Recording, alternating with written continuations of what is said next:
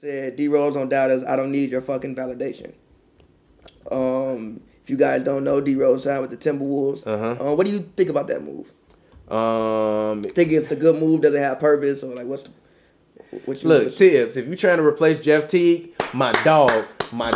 Tibbs, if you trying to replace Jeff Teague, man, I love you, bro. Tibbs, I just want you to know, if you trying to replace Jeff Teague, bro, I love you, bro. Because I know that Tyus is still a little too young, and you don't play young players, so you're not gonna really trust Tyus like that. I didn't even think about that. So you would probably be more likely if Jeff Teague playing like a numb nut, as you call it, numb nut ball in the playoffs. D Rose get in there, and if D Rose hoop in the playoffs, I might get my D Rose playoff moment. I might get my D Rose playoff moment. D Rose hoop in the playoffs, and Jimmy come back.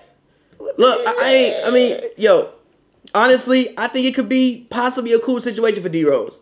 I mean, maybe like, yo, you come in, be a good locker room guy, be good to the organization. You still averaging 9.8 points this year. Like, it's not like you was terrible. And then when you was starting, you was averaging 14 points. So you weren't terrible. You just really haven't had the opportunity. You haven't been comfortable. You with a old coach. You with Jimmy. I know people think they hated each other, but they know how to, like, they can play basketball together. No, they didn't hate each other. It's what, you know, we done had this conversation many times about Derrick Rose. I didn't think that Derrick Rose hated Jimmy Butler.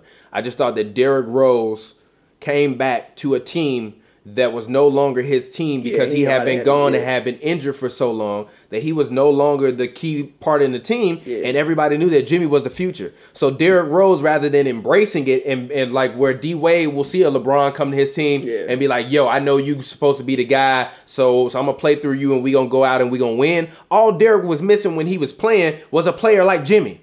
But then Jimmy comes along and it's like, oh shit, like now it's not my team no more. Like, fuck, this is my city. I got drafted here. My knee get fucked up. And then you keep getting injured, and then you keep getting injured. And then there's questions about your work ethic, about if you really care about the game. All the stuff is swirling around everybody doubting you. Of course, you're going to look at him like, no. But now it's very clear that Jimmy Butler is a budding superstar. It's very clear that Jimmy Butler, before he got injured, was top 3 in MVP voting. And you see what this team looks like without Jimmy Butler. If you Derrick Rose, you hanging on by a thread. Of course, I'm not coming in with no negative energy. Like, yeah, it was what it was. He was the kid. I was the old guy.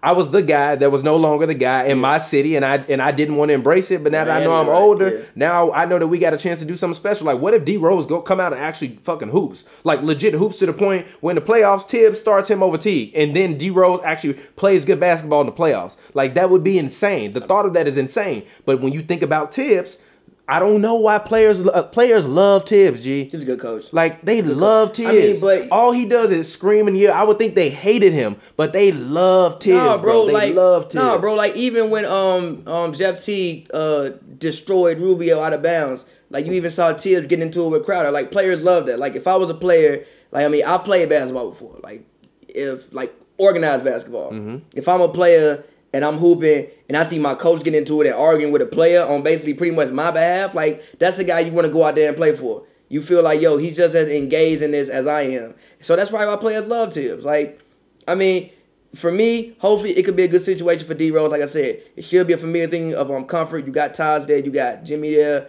you got your old coach who you had the most success under. And I still think that D Rose is a guy who, again, in a tight game 5, tight game 4, for, 6 minutes left in the third quarter, he go off for 6 points, and it might be a really big 6 points, or he can hit a big bucket for you, or just make a play for you at a certain point in time because he's been there. He's done that before in his career. He's not scared. The fuck he got to lose. Literally, the fuck he got to lose.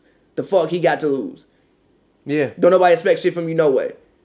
Yeah. And you done been the everybody think it's over. Exactly. And you done been the man before. Sadly, but me too. And you done been the man before, like the only the only person. Yeah. If somebody taking a shot, it's been you. So he not scared. So I still think that he can give you something. So hopefully you can come in, D Rose, and do something good in Minnesota.